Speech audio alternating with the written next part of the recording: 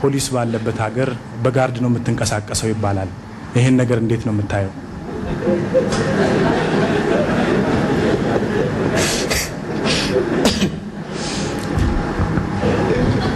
እሺ አመሰግናለሁ። በመጀመሪያ ቴዎድሮስ ካሳሁን ለሀገሩና ለሀገሩ ብቻ ነው ዘፋኝነቱ። እኔ ደግሞ አጠገብ የምታዩት ሻለቃ አትሌት ጀግናው ኃይሌ ገብረስላሴ ለዓለማችን ትልቅ የሆነ ሰው ነው። ሌሎችም እንደዚህ ብዙ ኢትዮጵያውያን አሉ በኢትዮጵያዊነታቸው በዓለም ላይ ዝናቸው ትልቅ የሆነ የኔ ዘፈን ደግሞ እስካሁን ወዝ አልተሻገረችምና እንግዲህ እሱ በነጻነት የተንቀሳቀሰ ቴዎድሮስ በጋርድ የሚሄድበት ምክንያት የማይታየው ነገር ነው።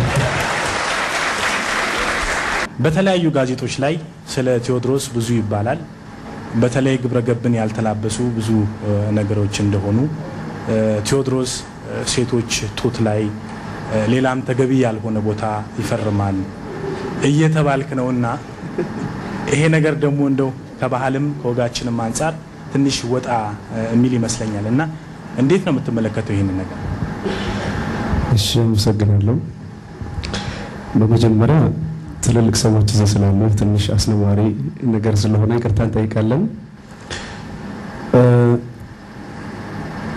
ባለፈው ጊዜም በሬዲዮ መልሻለሁ ይሄን ነገር። እንደውም ጥያቄው ሲጠየቅ ነገሩን እውነት እያስመሰለው ይሄድ የመጣ ይመስለኛል።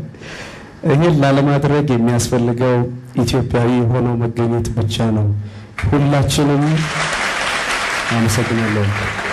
ሁላችንም በጥብቅ ስርዓት ነው ያደግነው።